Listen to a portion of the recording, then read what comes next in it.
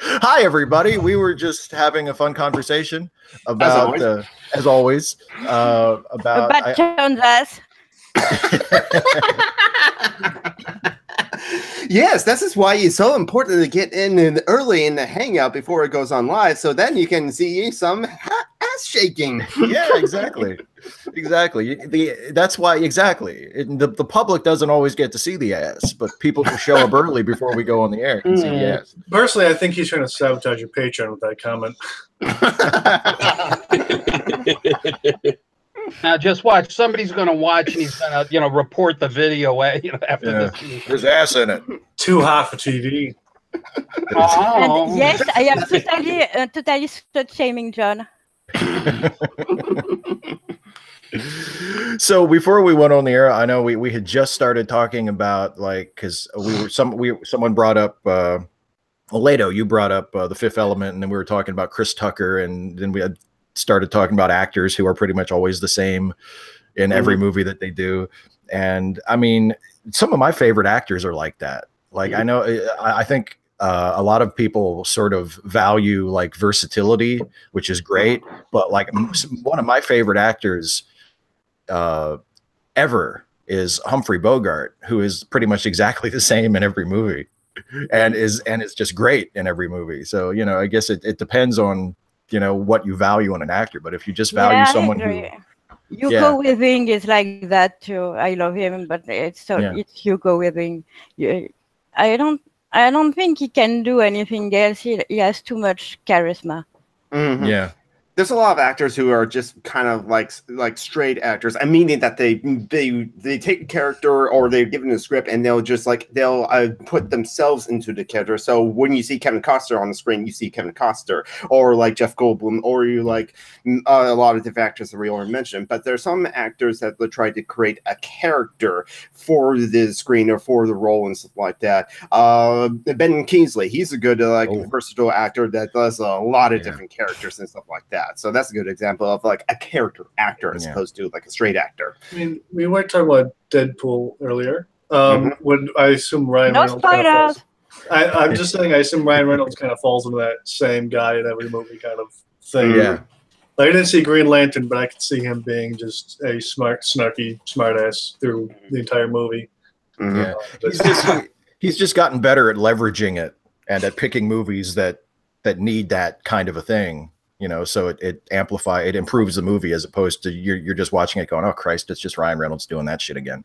It's also important for casting as well, for either directors or casting directors is kind of important of who you pick for that role.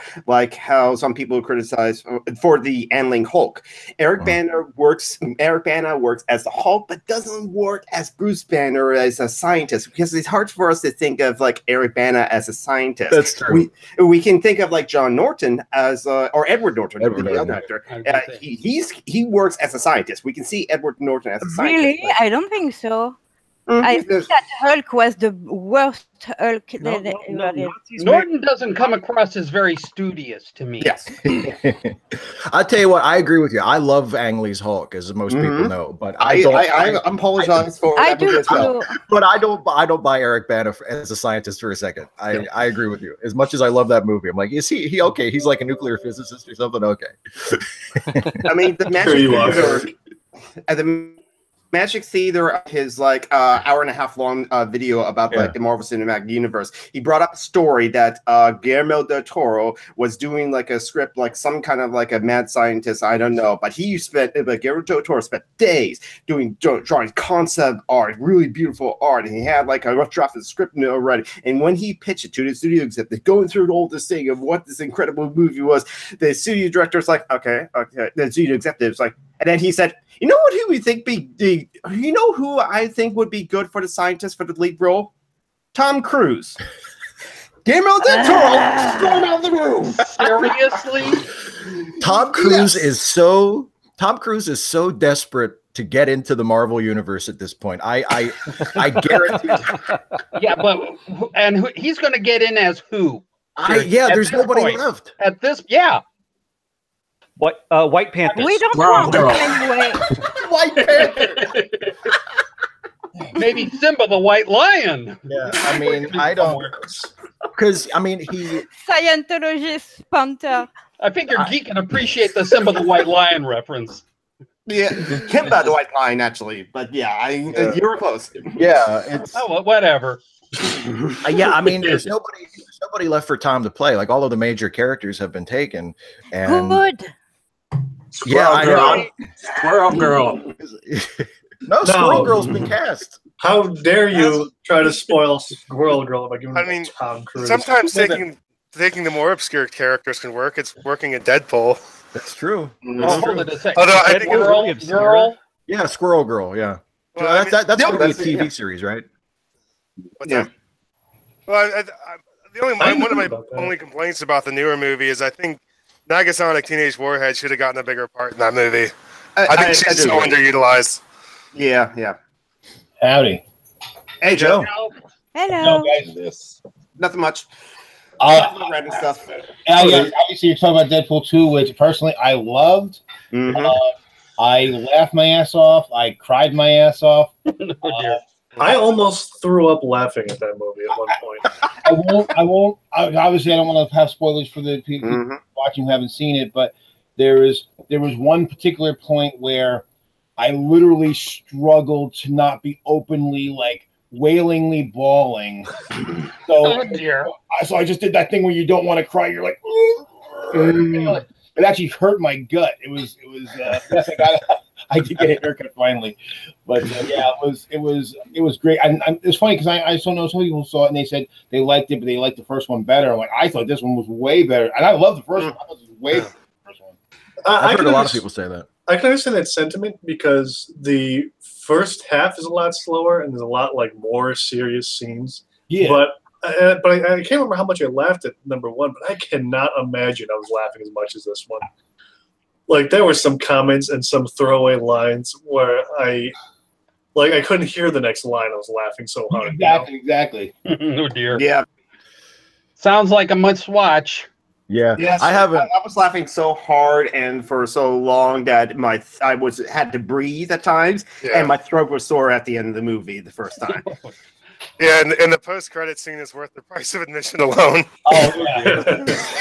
Yeah, it's pretty good. Yeah, talk about exercising one's demons. Yeah, I haven't checked it out yet, but I guess I'm gonna have to go see it because I didn't see the first one until like months and months and months after it came out. I missed it in the theaters. That sounds like a funny sight gag. You see a gym that says "The Gym from Hell," the tagline being "Exercise your demons." Actually, didn't somebody should do that? Someone's got what's his name in Beetlejuice use that? I think he's had enough exercise for now. I think that was a brothel. Yeah. Nice fucking model. And I missed the last one, so I wasn't around when you guys were probably talking about Infinity War, but we were only giving out fake spoilers, and we will do that because Little has not seen it.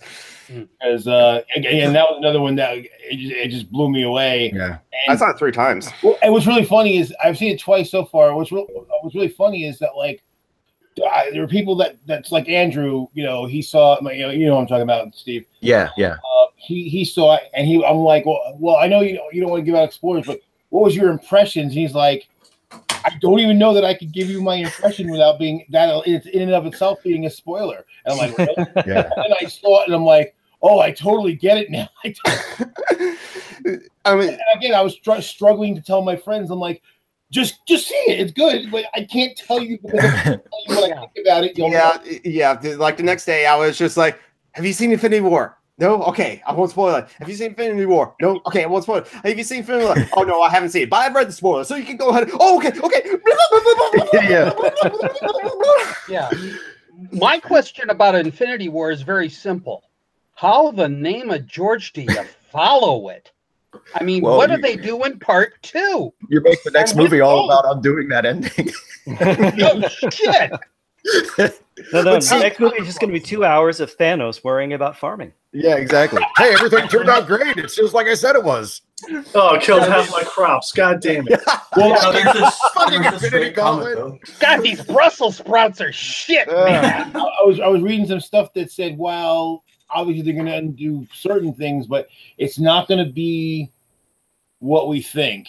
And again, without giving age, I can't even really tell you what I heard but it was just like we're probably gonna be blown away again because it's not going to be it's not going to really be what we think. Yeah, just in the most general terms, my prediction for the next movie is the ending to that one will be just as heartbreaking, only that one will probably be mostly permanent. Like the people that die at the end of the next one are probably going to stay dead. Spoilers. Thing to keep in mind, 2 words: time gem. I mean, once that's in there, I mean, with all the crap that Star Trek, I mean, every time they go to a prime timeline and a prime timeline and a prime time, I mean, they're past their prime there. You know what I'm saying? The funny thing is, though, and supposedly the new movie, number 4, is not going to be like whereas this movie was literally 15 minutes after the end of Ragnarok. Pretty much. This one is there's actually going to be some time elapse, which is going to be really kind of mind bending. That time some and if what I read is correct, maybe some substantial time has passed. So it's going to be like, whoa. So they're dealing with the aftermath of what happened, and it's not even going to be like, okay, let's just happen. So we're going to go do a thing. It's going to be like, oh man, we've had to live with situation for X amount of time and now deal with it. How do you show the trauma of literally half the universe being killed? I mean, one person at a time. One person at a time. If we can reach one person. For fuck's sake. Yes, please. Let's end the Infinity War conversation right now, except for fake spoilers like that song and dance routine. Yes, I will say this though. I'm both impressed and disappointed at the way Agents of S.H.I.E.L.D. has decided to deal with it by just skipping it entirely and not even coming back until next summer. Just like, fuck it. We're coming back in June. That's it. Yeah. Well, here's the funny part is that they do mention that Thanos is attacking. Yeah. In part 1, you'll notice, not in part 2. Thanos doesn't even come up in the finale. Yeah. Well, I'm pretty sure that's because the producers of that show didn't know what the ending was going to be. I'm pretty sure that like Marvel was they didn't want to spoil it. They didn't want people to know the ending of the movie before the movie opened. So they probably told the people producing Agents of S.H.I.E.L.D., okay, everybody knows it's Thanos. It's going to be an attack on New York. Work that in somewhere, but that's it. That's the reason why Ant-Man and Wasp, even though it takes place in the timeline before Infinity War, but they couldn't. There's going to be some stuff that's going to be revealed that if you see Ant-Man and Wasp, it will spoil for you. What was the name of the Ant-Man in the comics? Something Pym. He's just the old man in the movie. Hank Pym. Yeah. He was played by Michael Douglas, right? Yes. And, at any rate, I was walking with a friend, as I often do, and he's like a comic book encyclopedia, and he was talking about how he was really glad that Pym wasn't the tech guy for. Oh, they made a really good choice in making the protege, the thief, that guy, because Pym in the comics, because Pym in the comics was a douche. I've seen Avengers, Earth's Mightiest Heroes, and Hank Pym in that one it comes out as a douche, but eventually Scott Lang joins that group as well. Doesn't he beat his wife or something like that? I think so. Yeah, and he made Ultron, and eventually used with Ultron. Hank Pym was one of those characters. Like I think it was in the 80s and 90s when Marvel and all the mainstream superhero comics in general were like, okay, we need to get back to dealing with real world problems. So that one's an alcoholic, that one's a wife beater, that one was abused as a child. The last thing I want to say in Infinity War is I hope, just in the entire MCU actually, that they never introduce the fucking alternate universes and dimensions. I just hope that stays completely out of the movies because I never. Well, they got to integrate X-Men somehow, right? Well, that's what Captain Marvel's going to do. There's going to be a collision of realities. Well, see, the one thing I think that's been good too about the MCU is there's a lot of elements from the comics taken. There's a lot of throwbacks, but they haven't let them be hamstrung because there's certain things that work great in print that just never would work as a movie, and so they haven't gone down the path of saying, well, we've got to be, so there's been enough of attention to canon as much as there is canon in things that constantly retcon itself. But, so there's been enough there's enough meat for the comic book fans, but they haven't been slavishly following it to the point that they make a crappy movie because they're trying to put in some element that just wouldn't work on screen. I hope they throw in the giant squid. Giant squid? Could it be an astral kraken? Just like in the Solo movie. I did see the Solo movie. It's pretty good for like the adventures of young Indiana Solo in a space western. Young Indiana Solo, I love it. Well, that's the thing. I mean, I have a lot of friends of mine who have said, well, if you pretend it's not a Star Wars film and you just go for a popcorn fun movie, it's fine.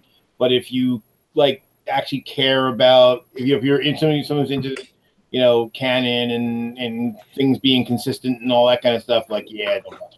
Well, remember, they threw out most of the canon when we bought it. And also, the interquels are basically, they're all supposed to be different from the main Star Wars movie. But see, the thing for me, like, I never ever liked anything in the extended universe. So when they said throwing out, I was fine, and especially because I remember the days back when even Lucas said, the EU stuff's fun, but it's not canon. So people can do what they want, but don't count and see.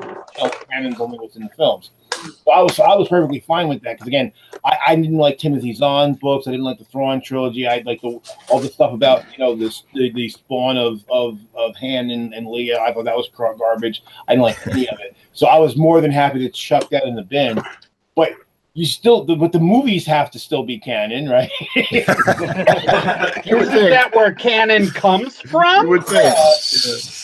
I mean, and it's just so the Force is a special thing, and you have to be trained to use it. Except now everybody can use it, just because for reasons. I mean, I still want to know how a kid coming out of left field tackles Kylo Ren, basically kicks his ass 3 ways from Thursday, and it's the first time she's laid her hands on a lightsaber. Someone explain this to me, please. Well, and the biggest problem with that is, okay, even if because I was ready to believe, okay, maybe she, and I wasn't thinking she was a Solo or a Skywalker, but I was thinking, okay, maybe she's got some connection to somebody, and then that will explain why she's got some abilities. And so I was actually willing to go with it. But the problem with her beating him as badly as she got beat is it's kind of like a friend of mine said his one problem with the original Avengers movie was basically Hulk. Loki was scary and a badass until Hulk got a hold of him, and then the fact that Hulk beat him so easily, it's kind of like, oh well, then there really wasn't that much peril. All we needed to do was point the Hulk at the guy, and the thing would have been over, an hour ago. Yeah. So the problem is then you basically set up this thing where she's, even without any training, as powerful or maybe even more than Kylo Ren. You kind of destroy the whole tension. Yeah, here's the thing though, and this is an important point. There's power, but there's also how to use it. I mean, power is not technique. And let's be real, if you're going to use a lightsaber, there's techniques to using a lightsaber, and those are not mostly innate. Those are learned. Well, did she do any of half of the things that she did before Kylo tried to read her mind, and then she figured out how to do it back at him? I mean, the thing is, and even there, I watch Force Awakens anyway. I don't know. You talk about a lot of these weird issues in the newer movies, and I think what a lot of people forget is they're all there in the original trilogy. Yeah, like Luke was an actual in the original one. You have Luke coming off a planet and all of a sudden piloting an X-wing to destroy the Death Star. Yes. Well, there wasn't that line saying he was a bad pilot. But at least Luke is a known pilot. He is. Jacob, it's but still, it's one. Not everything flies the same. It's like just because you're flying a T-16 doesn't mean you know how to fly an X-wing. I'll stipulate that. But here's the question: how much in common do the controls have between a T-65 and a T-16? But I would also point out, you say it's not anyway. That's the thing. There's just movies as well. So let's remember that. I hope you're as brother with Anakin being such a Mary Sue than with her. Because it's always the women that bother people, but never the men. Anakin is the worst Mary Sue in all that franchise. That's true. Anakin and Luke are both married too. You know, as much as it was weird, I didn't really have too much of a problem with Rey, because again, I was ready. Like, if they had said, okay, she's got some connection somehow, so she's special. I don't think it's important that she has any connections. I think I like that she did. Last Jedi. It's important. It's important that she's nobody. She's just no, but see, that's bad though. I think it's bad. No, I don't think it's bad. I think it's okay that she's a nobody, but yet still has special powers and stuff like that, and special connection with the Force. It works like, again, anyone can be a super powerful Jedi. Star Wars fight. Rey at least was Force sensitive, okay? But Finn was not, and Finn beat him too, and that's what really killed it. Trained soldier. Don't worry, everyone now has so many midichlorians, it doesn't matter. He has no training in lightsabers and no Force power at all. Well, they do get training with melee weapons. I have a problem with that. Yeah. Maybe midichlorians becomes a horrible disease and it kills off humanity. Well, but no, they mutated. We don't have that. That's why when all the Jedi were slaughtered in Episode 3, the midichlorians just left and they just went into everybody else. But in the Star Wars extended universe, yeah, Rey was able to beat up like a group of guys with her staff earlier in the movie, so she can handle herself with like a staff. So, like, with simple movements, and like how a sword is just like half of a staff that you don't like hold two-handed and use both ends. You just use really different. But the thing is, again, I had no problem with the Rey part. I was okay with it. But again, Finn, because they made a point. Well, Finn on the base. Well, he was just a cook. He had just transitioned to being a soldier, and he wasn't really good at that. Well, he had just transitioned to combat duty. He still had training, right? Yeah. Right, but very minimal. I mean, and this is still a very injured Kylo Ren as well, and probably emotionally distraught Kylo Ren at the end of Force Awakens as well. Heavily injured. Right, but that's the whole point. If Kylo Ren is so emotional that he can't control himself, he's not that scary of a villain. He's an interesting villain still. I agree that maybe he's not that scary, but he still was a very not a scary villain though. I don't think he was written to be scary. Yeah, exactly. I think he was written to represent what the bad guy is today in our day and age. Yeah, a wine. And I find it very funny that it's a little white boy who is always whining and shaking his and a very bad case of anger control. Yeah. So actually, that was a point that came up with me and a friend. Like, maybe he knew that what the hell was it? Snoke was reading his mind, and so he's been very Machiavellian, like you can read my mind, Machiavellian, kind of sneakily building the skill to make Snoke think that he's thinking one thing while he's directing his efforts another way. Maybe that's why he's doing. Plus, like I guess now I'm getting spoiled by the more recent villains in the Marvel universe, where actually like Vulture and Killmonger and even Thanos. Yeah. Yes.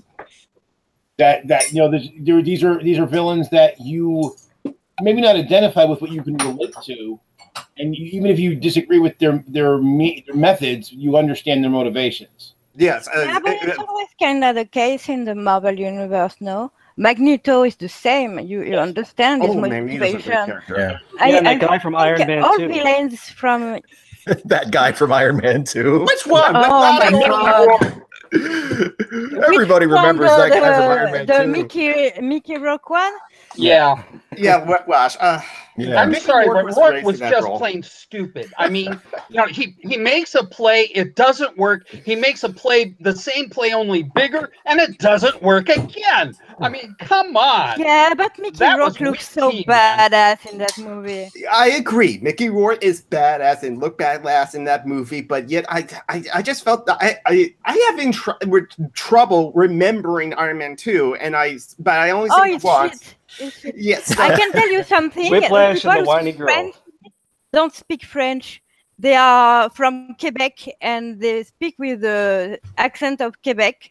So there's no way there are cops in Monte Carlo. That's funny.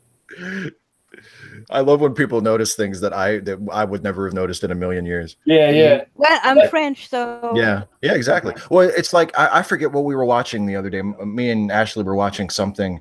I think we were watching like a medical show or something. Or no, we've been watching the original Dynasty on Amazon Prime, which is like so much fun because it's just absolute trash, but it's like it's addictive. It's shitty people being shitty to each other, and there was a scene like in Always Sunny, only not funny. Exactly. Well, it's funny, but not in the way it's supposed to be funny, I guess.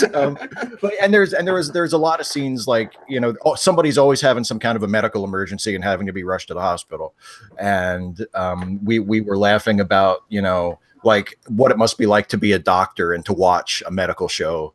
And it's like, oh, he's psychosomatically blind, and they're like, oh, is that the way that works? Was a channel where he's a doctor and he reacts to medical shows, and it's pretty good to watch because he laughs a lot. Oh yeah, those. There's no. I don't know who they get to like consult these like ER shows or these like crime scene shows because like it's really way too much for show. I have a friend who works in emergent in the ER in France, and she's a pediatrician in the ER, and she fucking hates House MD. Because people think regular doctors in hospitals are supposed to know how to do everything. Yeah, including doing the House is stupid. Yeah, the lab stuff is I thought that was horseshit. Like, really, the doctors are running their own lab tests? Well, again, one of the things I've observed about for the brief amount of time when I used to follow Grey's Anatomy is where were the nurses? Well, I mean, where? Well, that's what I hated about CSI, where they actually had like the lab techs are going to like arrest people. Like, no. Callie Duquesne with a Desert Eagle. You should have learned from like Law and Order. Okay, you had the law, the cops would do things, then you have the lawyers. Right. They understood the separation. Although my eldest stepson is a lawyer. And he said that even, he said a lot of stuff on Law and Order used to make him cringe because it's like, I can imagine. Courts don't work that way. Yeah, I actually been to a courtroom for like my business law class in like high school. It was just like, your objection, Your Honor. And it's all very polite and cordial. There is no objection or like no grandstanding or Ace Attorney or Phoenix Wright. Objection! I'll tell you what, though, that's a show. The original Law and Order. That's a show that they could have just kept making forever, as far as I was concerned, because it's the best like structure of a procedural ever, because you get two shows in one. You get half a cop show and half a lawyer show, and I just that's to me like the fact that they ever canceled that show is just ridiculous to me. Like and they had at least 3 successful spin-offs as well. Yeah, well, the biggest problem is Terry Orbach died. He retired and then he died. Yeah. Like crime shows are fucking stupid. I love them. Don't get me wrong. Too. I love crime shows. Have you seen any of you have seen Mindhunter? No, I watched the first like 3 episodes and then I thought it was terrible. Really, it's so good.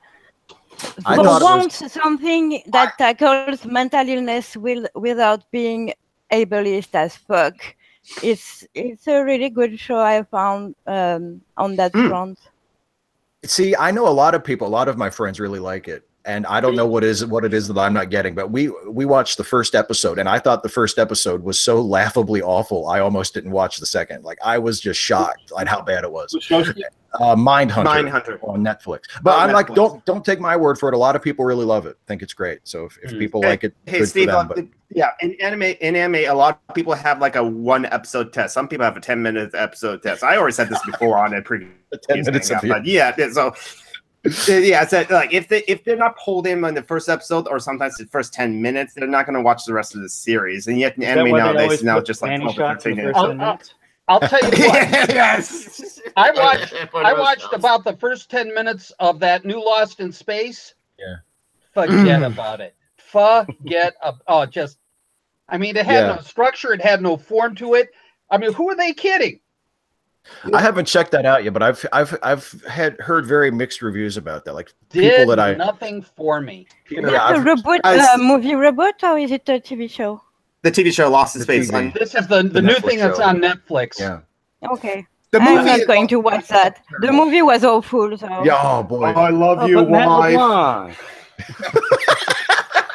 I need to watch it while knitting. I think I haven't watched that movie in like 20 years.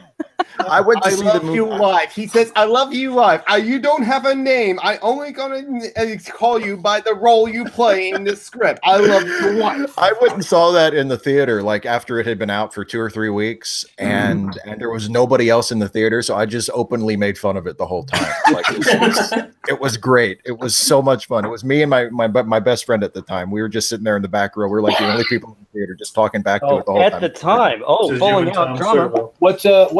What movie was that? I was on the phone. Oh, Lost in Space, the Lost in Space movie from like 20 years ago. Yeah, I only watched it because there was Gary Oldman in it, and at the time, it was before I knew he was a wife beater. So yeah, I was a rabid fan of his. I watched everything he played in. So I watched a lot of crap. That's the worst. Because how can you be such a good actor and play in so much crap? Well, he's one of those working actors, though. Like he feels the need; he's got to constantly be working. So even if it's a shit vehicle, he'll still do it. Like Michael Caine. Like, does he ever turn things down? Like, you don't have to be in every movie they offer you. I still want to know how it is that he either lives up to or down to Jonathan Harris. Yeah. I mean, Jonathan Harris defined the role of Zachary Smith. Get used to it. Well, he made the whole show. Yes, he did. I mean, that show was the Harrison, it was the Smith and Robot show for all intents and purposes. That was actually a source of contention among the cast because I forget the actor who played the father, but Guy Madison. Guy Madison. He was really supposed to be like kind of the star of the show, and he totally wasn't. Well, that's because he had Zorro behind him, and he thought that made him hot shit. Yeah. And but yeah, Jonathan Harris. The funny thing is, though, I mean, the show, especially in the third season, got like just like off the wall, like crazy. It just loopy, but it was still fun. The Attack of the Killer Carrots. That's the one that everybody references. Like, whoa, what were they? You guys probably mentioned. Oh, it was Rob Schneider, the TV show. Have Rob Schneider? That's all I need to know. That's in the new Lost in Space. I have not. Yeah, I haven't seen it. I mean, why do you make a movie based upon something that actually amounted to camp? It didn't start out wanting to be camp, but it wound up being camp. Get used to it. Yeah. I mean, essentially the same deal with Voyage to See What's on the Bottom. Well, and they make a serious movie out of it. I don't get. Oh, we have another ass. Please stop showing up your ass. If you look at if you watch, I watched the pilot for Lost in Space was actually on YouTube. So I watched it. Yeah, it actually was very much attempt to be a very serious movie, and I guess Dr. Smith was actually an agent for a foreign government who was trying to sabotage it. Yeah. And that's how, until they landed on that first planet, I mean, Smith was playing it straight for the large portion, and then it just devolved from there. I always wanted to have a like an animated short where Smith and Skeletor have a insult off. Yeah. An incel off? Insult. Hey. Skeletor ain't no incel, buddy. It's all off camera, but I guarantee you, Skeletor. This phone is never dry. This phone is never dry. Skeletor boned a lot of people off screen. Hey, perfect. No pun intended. I'm beating them off with a stick. Trust me. Again, I've got no problems in that area. Trust me. He had a lot of girlfriends up in Canada. You don't know him? Yeah. You've never met my Canadian girlfriend. I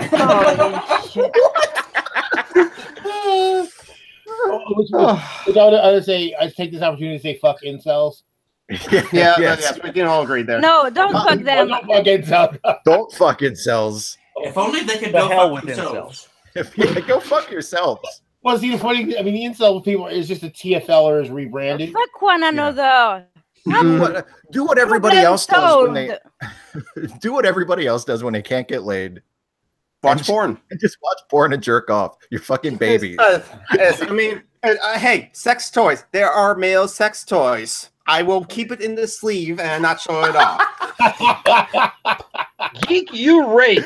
I love it.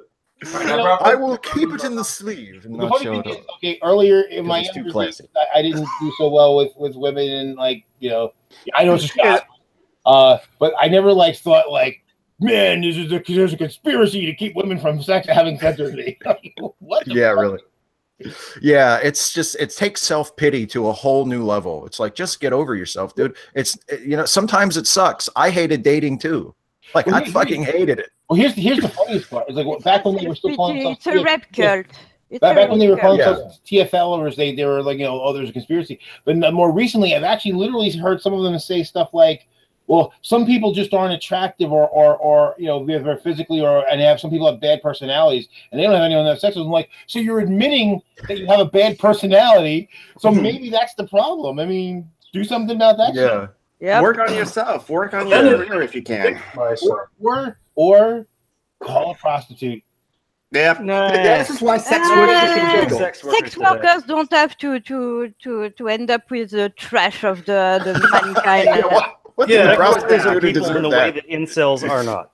Yeah. There should be a union of sex workers, and part of their contract is we're not doing incels. We're just not doing it. Actually, but they always have the right to say no, just like anyone else. I am all for keep your money. Apparently, for incels, prostitutes don't count. So even in their own ideology, they're not gonna like pay for sex and oh gosh. No, because it's not the sex. The problem is their entitlement. They're mad because women don't want to fuck them. It's even.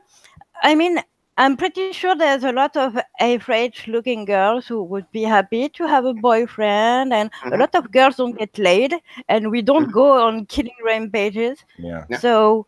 It's just because those men want a top model girl, and they look like shit. They have no skill. They are terrible people. And they have bad hygiene too. I mean, when you look at them, a lot of these guys. That's what I was aiming at when I said that they look like shit. I was not talking about ugly or beauty. I was talking about shit too. hygiene. Yeah. Well, as somebody who looks like shit, I'm deeply offended by all of this. Yeah, hey, wait a minute. Oh, you. I'm not offended. I got beautiful hair, so I feel fine. Oh, shut up! You're beautiful. Well, I remember back when we were still doing ponage stuff. I did a ponage video making fun of that guy Dwayne, whatever. Because sadly we look a lot like each other. So The Rock. Dwayne now, is it? Dwayne Johnson. That was good. I like that. George Clooney. But here's an overweight black dude with glasses, and I was like, and we look a lot. I'm like, dude, I got laid. What's your fucking problem? You know, I weigh even more than you do, man. We look a lot alike. If it works for me, you know, figure this shit out. You stole his woman. Figure this shit out. Truthfully, most women don't give a shit about looks. If you have something of value, I mean, all those guys who says girls don't like nice guys, it's not true. It's not true. I love mine so much because it's nice, genuinely nice. We like real nice guys, not the quote unquote nice guys. They still need to learn, like, if you literally think that women should exact violence against women who don't want to have sex with you, you are by definition not a nice guy. Yeah. You're not a nice guy. If you want to harm people who don't want to have sex with you, it's one thing to be sad about it. Okay, fine, fair enough, we're humans. But yeah, of course. To think that literally people should be harmed because they don't do what you want, then you cannot possibly be a nice guy. That's the definition of not hurting people who don't deserve it. I read an horrifying article yesterday someone collected tweets of women who talk about what happened to them when they rejected some men. Holy shit! I wish I hadn't read that, because I think there's a whole website dedicated to that, where in private messages the guy's like, "Hey, want to go up?" No, it was in real life. They talk about what happened to them in real life. It was horrifying. Yeah. I mean, if anytime I was rejected, I might have wanted to kill myself, but I certainly want to kill other people. That was same. Yeah. I mean, I have been rejected a lot of times, and I will cry for 2 weeks and eat, I don't know, 5 kilos of ice cream. But I'm not going to. I'm not entitled to people's body. They don't have to like me back. I mean, that's life. That's how it is. So what I want to do is, if I ever get off my ass and make more videos, I want to. I thought about. I want to do a video, and it's going to be called #You2, and it's going to be kind of addressing mostly men, and the idea that a lot of times, because obviously the move with Me Too, then some people have to come along and do the not all men crap again, and I want to say, hey, look, if you guys, especially, but even women too, but look at your history and look at what you've done in the past. And because maybe you didn't rape somebody or sexual assault, but did you ever harass anybody, catcall, or even did you ever you got rejected by somebody and maybe then you overstayed your welcome instead of getting the hint and fucking off, and you kept calling the person and bugging them. I bet a lot of guys did that. So I think a lot of us, if maybe not all of us, but probably most to be fair, I think a lot of women do that too. Yeah, can look back. I can guarantee you women have done it, because I've had it done to me. Well, there you go. So I'm pretty sure I did it when I was a teenager. So I mean, I was. Well, and the thing is, there was somebody I fell for years ago, and what made it worse is like she kind of like kicked me to the curb, and then I didn't go away right away, and then I did, and then she called me back up. So it was like this yo-yo thing, and I didn't know, like, do you want me around or not? But even there was definitely times I overstepped my bounds and overstayed my welcome. I shouldn't have done that. So you know what? So I gotta own that. And I'm sure a lot. Yeah, but it can happen. I mean, it's not the same thing as getting violent or touchy. No, the thing is, it all adds to it, because sometimes, like I said to somebody recently, where they were talking about, like, I forget, it was a Me Too thing or something, and they were saying, okay, and they had an instance where, okay, maybe the person was going a little overboard in what they were talking about, because it was like way on the periphery. And I said, yeah, okay, maybe in that particular instance, but I said, you have to understand, when you look at anybody who's been through a lot, maybe, or it's just the same thing when we see, instances of sexism, racism, whatever. Maybe that one time the person was maybe being sensitive and they thought it was something that it wasn't. But you got to remember the other 90% of the time when it was. So you got to give somebody a little bit of, some slack that, okay, if they're right most of the time and then one time they're wrong, okay, recognize that there's a reason for it. It's not just they were just being a jerk. It was like they had every reason to expect it. So the fact that it didn't happen this time doesn't mean that they're a horrible person, or does it excuse or say that all the other shit didn't happen to them. And anytime you ever calling it You2 is a great idea, because like anytime that anybody ever allows themselves to get into that headspace where you don't even want to entertain the possibility that you did something wrong, whether you intended to or not, like, well, I didn't, maybe she thought it was over the line, but I didn't mean any harm. Like, well, if, maybe that's true. Maybe someone is overreacting, but if you're ever at the point where you're just automatically defaulting to, well, I didn't do anything wrong, it's their problem, then, I mean, you really need to think about that, because you're not going to be guilty every single time unless you're just a really shitty person. But I guarantee you, no matter how perfect you are, no matter how many times you've made the right choice, even if it's just shit you did as a teenager that you can't even remember, everybody has had the experience of like Joe was saying, like you overstay your welcome, you intentionally misread a signal, or maybe you honestly misread a signal. Being shit at understanding clues. Someone gives you everybody's lot. We all did once. Someone sends you the message saying, and not in so many words, but oh hey, I'm not interested. And you keep pushing. I mean, it's not a crime, but people have it's not it's something you should try to avoid. Or if you were sending messages but never got any reciprocation whatsoever, and yet you continue to send messages, that's a bit where you're crossing the line as well, and stuff like that. Yeah, and also sometimes when misreading signals, some people kind of laugh at something or a message that they receive, but it's kind of a nervous laugh, like I'm kind of uncomfortable, but they don't say as much. So they're just like, and that could be a misread signal as well. You watched a Blissful Melancholy's video, Jonathan. I recognize that part. And especially, one thing there's like what's really funny. It's not funny, but it's kind of the funny and the not funny way. That like when there were people that question the whole thing of like there's this statistic that that it was like where it was like a self-identified thing that like 1 in 5 college age women had been assaulted in some way, a sexual way. And people were doubting it. And my thing is, first of all, okay, even if it was less than that, it's still, even if it's 10%, that's still bad. Even 5%, yes, bad. That's still way too many.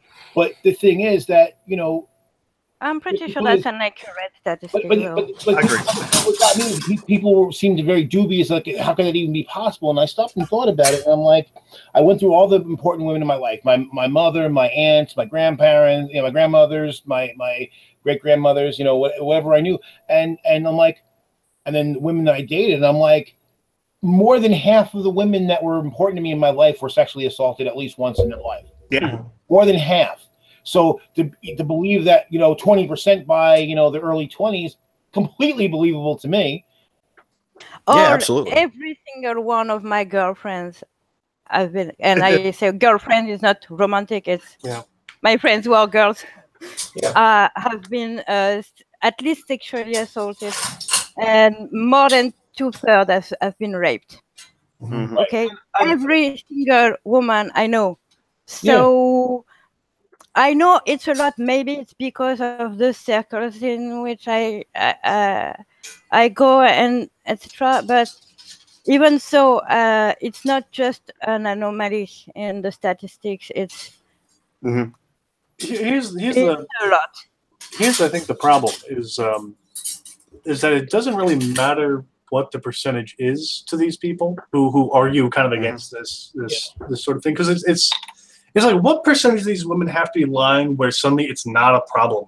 Yeah, like honestly, like what percentage of those people, if let's say it's 30%, do 97% of them have to be lying where suddenly it's not a problem? Is it 5% suddenly where it's not a problem? I mean, what the fuck argument are they even making? Women aren't people, and we shouldn't listen to them ever. Yep. Well, they're usually. Well, you're making a big jump saying they're people. Let's slow down. And they're usually just trying to convince people that nothing should be done. Yeah, that's the main.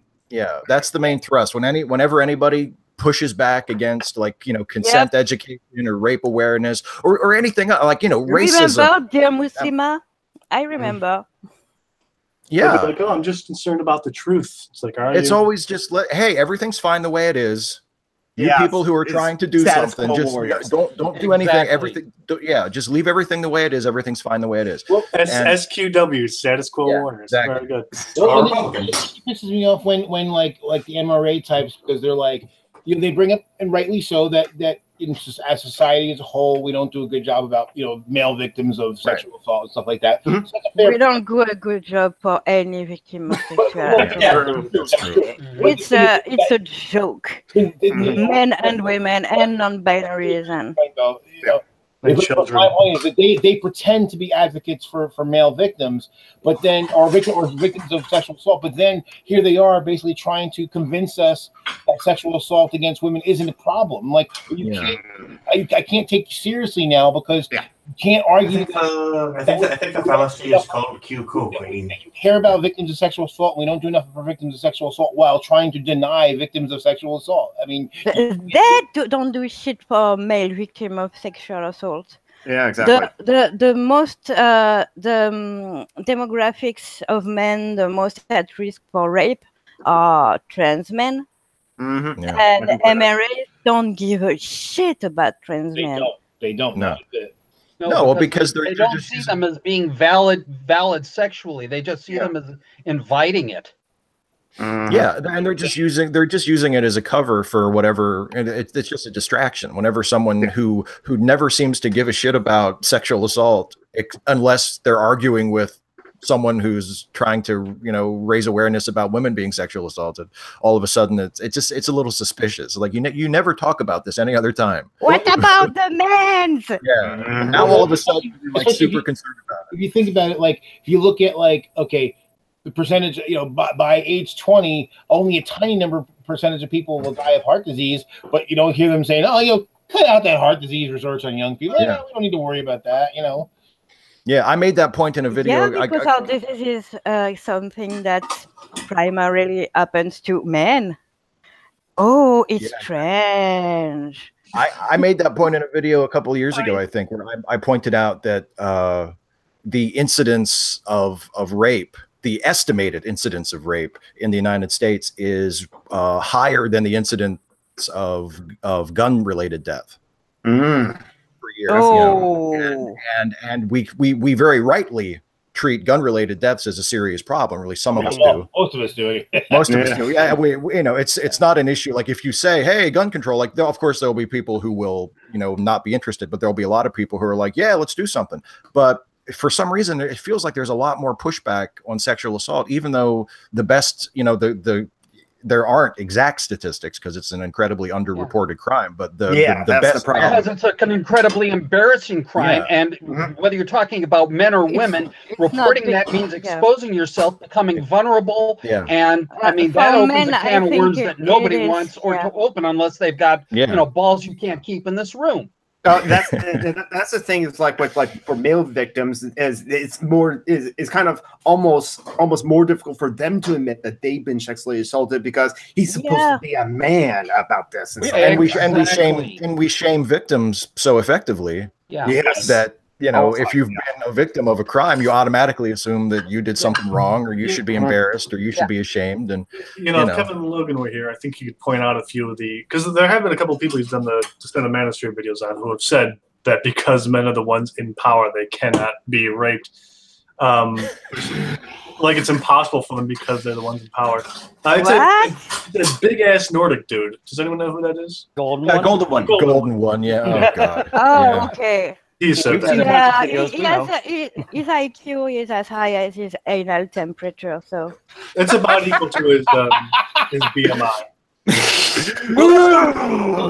Surprise flex.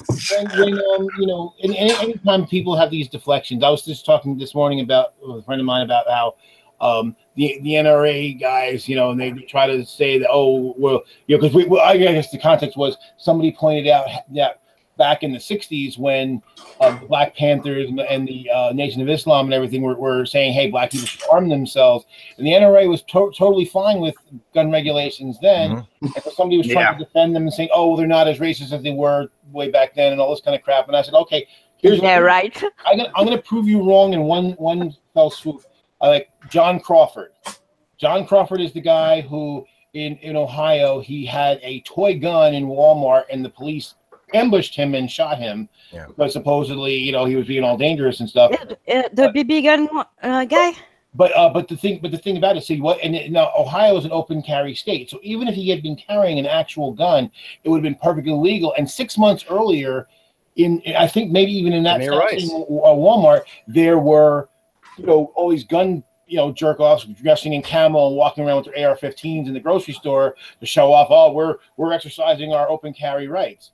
So yeah. If you're actually an advocate for the Second Amendment and for open carry, you would have to look at it and say, okay, well, the police assumed he had a real weapon, so that means that anybody who was exercising their open carry rights would be in peril, and we're going to stand up for that because the police shouldn't be ambushing, and because if you see the video, there's no way you can describe it as anything else other than an ambush.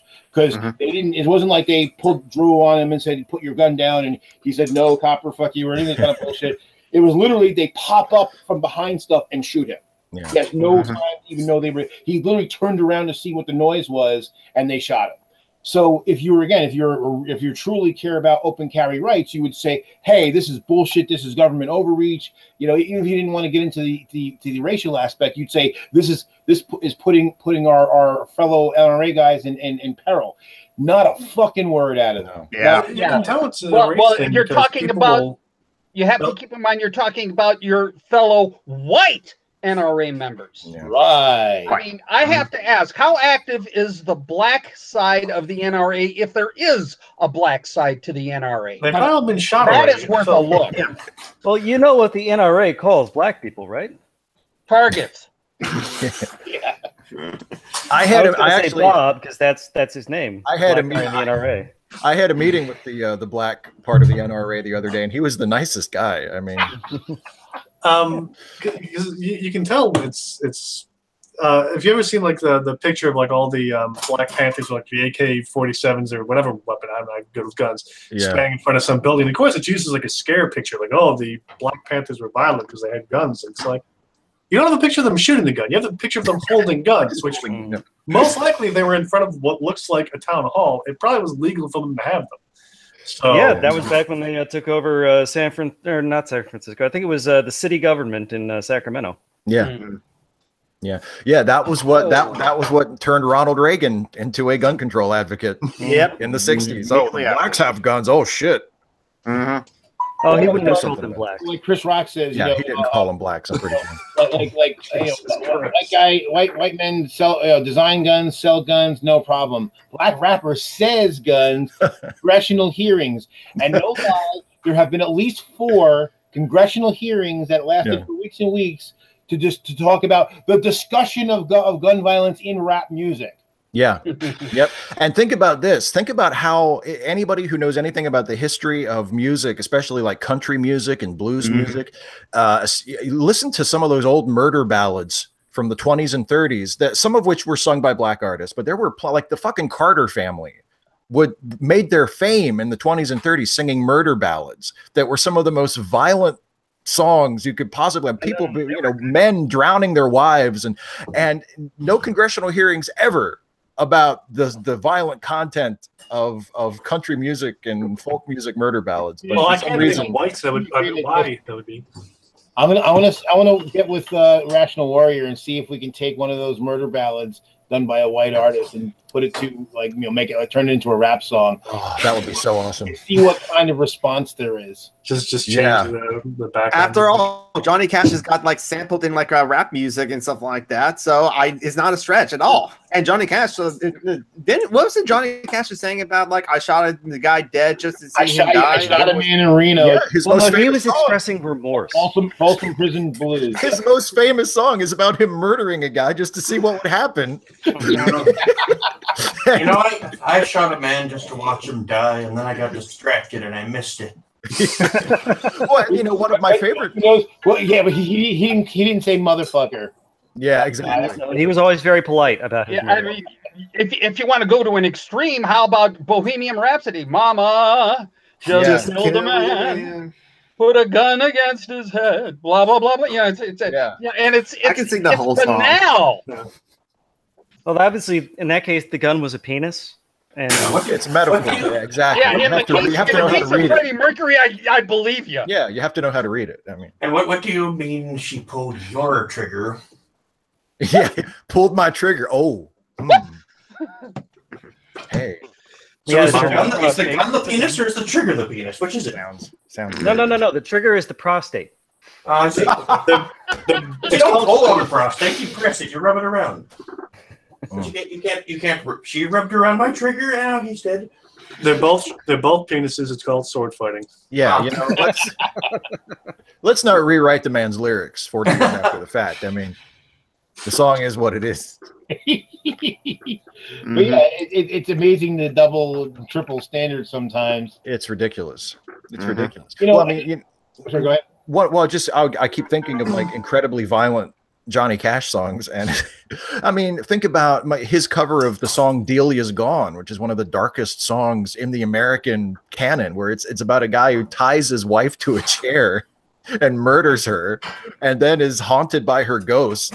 I mean, it's like I guarantee you, it never crossed anybody's mind how violent country music was. Well, but all of a sudden, when it's young black men, rapping about stuff that in most cases it's from their actual lives, violence that they've experienced. Black men black dudes are scary.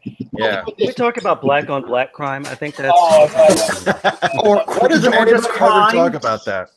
Well, what about Chicago? Even though Chicago doesn't have the highest murder rate in the country, in fact, it's like 30th. Chicago.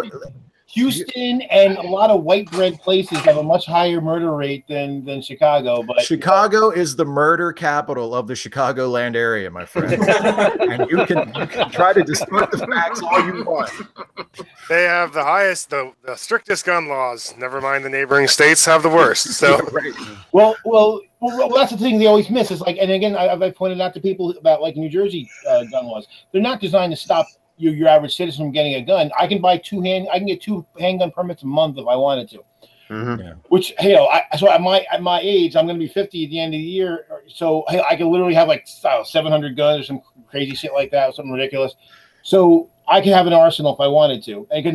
But the whole idea is to prevent trafficking, because most illegal guns were bought legally, usually in states with really, really lax firearm was. All the illegal guns in New Jersey here all come from like Georgia and North Carolina. I didn't learn that. It hasn't been that long ago that I learned that I'm in Idaho here. You don't even need a license and you don't even need a concealed weapon license. You can just carry around a gun concealed. I think it's the same way in Washington State, where it's just like you can easily just like walk. And maybe you just need $50 to get a permit. That's it, and you don't need to show ID to either get a permit or get like a gun whatsoever. I have to like look into that to make sure. But yeah, Washington State is also very. There's a lot of gun owners in Washington State as well.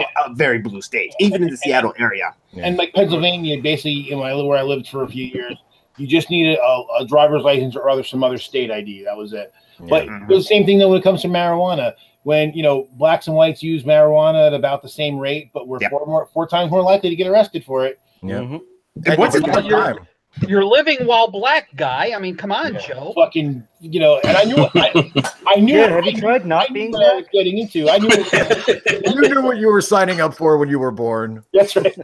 But and then so I'm trying to explain to somebody like, why is 70% of the jail population black? I'm like, well, it's very easy, even though only 13% of the general population. It's like, well, if you get arrested more, you get charged more, you get convicted more, and you serve longer sentences. Yeah. One only has to do that math out. It's very easy math to figure out that you're going to end up being overrepresented by a huge amount. Mm-hmm. So, but they don't want to deal with that. It's like. And that's the thing. It's just, and especially lately, it's just gotten like so fucking exhausting because all this information is out there for anyone who actually wants to look it up. And it's like Loser Life. Philip and I were telling him about this, and he's like, "Oh, those statistics don't exist." And Philip's like, "I'll send them to you." He said, "Oh, well, it's a bad source." He said, "You didn't know what my source is. My source is the same FBI that where you say the black on black crime statistics. You're fine for the FBI statistics when they seem to prove or that you can use them." Well, that's because those come from the good FBI. You are in the deep state. Exactly. Oh, okay. Deep state. But I've had the same argument with people and gotten the exact same response when I argue with people about the wage gap, and they're like, "There's no," and I'm like, the statistics are put out by the Department of Labor like every year. You don't, or the labor, so feminist. The United Nations, yeah, exactly. Or like the United Nations gender gap report that the World Economic Council puts out every year. Oh, the Globalist Council, the United Nations. They're globalists, and you know what that means. They're Jewish? Yeah, no one ever means. Thank you. Yes, that's what it means. That's exactly where I was going with that, yeah. But you don't say it. You just, you know. Yeah. I was always surprised at how every time I heard about grousing about the central bank and how it's an evil thing, it always goes back to anti-Semitism somehow. Well, and this is the reason why because things have gotten worse, you know, certainly in recent years where bigots are more open about it and all this kind of stuff. So I guess in kind of response to that, I'm 1/8, you know, genetically speaking, I'm 1/8 Ashkenazi. So that's something that it's always been a part of me, and I've always been aware of it. But it's becoming more to the forefront because it's like, oh yeah, you hate me because I'm black. Well, I'm part Jewish too, so fuck you. Get a good hate on, and I'm Hungarian too. Fuck you. I want I'm you a to Native know American what you're hating immigrant and Muslim why. Jew, motherfucker. It's like the NYPD Blue episode where Jimmy Smits told the racist white guy he had arrested his ethnic background. He was like, I love that scene so much because he said it was an episode, one of the great like fist pumping like yeah go get him NYPD Blue episodes, because it was this fantasy world where the cops were always the good guys, and they arrested this white supremacist guy who turned out he murdered somebody, and Jimmy Smits is like telling him how, you know, my mom was from Portugal and my dad was from Belize and blah blah blah, and the white guy is like just sort of blowing him off. And Jimmy Smits, like, you know, gets down in his face and he says, and he tells him again what his parentage is. And he says, I just thought you'd like to know what the background was of the mongrel that just arranged your future for you. Steve, I mean, that goes all the way back to Blazing Saddles. You remember the line, well, to tell the truth, my mother was Dutch. Well, in Saving Private Ryan, there's a scene, like probably the first third of the movie, where they run into the paratroopers and they have a bunch of Germans that were captured, and I forget the guy's name, but the one character who played it, he's a Jewish character, and he's Jewish too. And so he takes his Star of David and he's dangling at the German. He's like, Juda.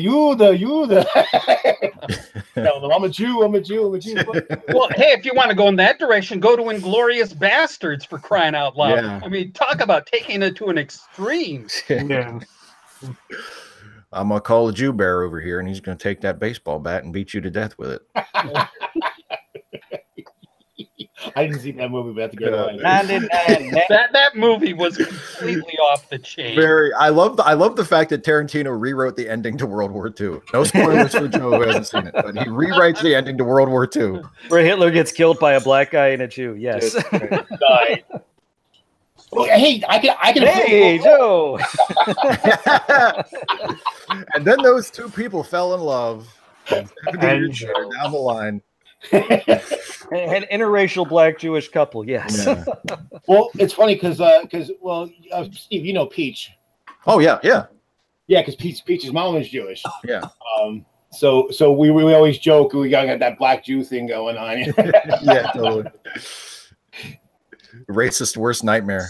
Yeah. The Klan hates every part of me.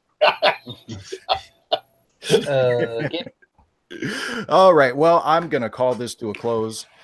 We've been going for an hour and change. So this was as fun as it usually is. And I always love how we can sort of roller coaster through silly stuff and serious stuff. And that's definitely been the case this month. So thanks to everybody for being here with me. As always, thanks for your support as patrons. Thanks to all of you for watching. If you enjoy what I do on YouTube and you want to help me out, you can go to patreon.com/Steve Shives and become a patron of the channel. And one of the perks you can take advantage of is we do this once a month, and patrons get to come in and hang out and have a little bit of fun for an hour or so. So that's it. We'll do this again next month. Thanks everybody for watching. My cat is coming in the room. She's wondering what the hell is taking so long. So that's it. Goodbye, everybody. Bye.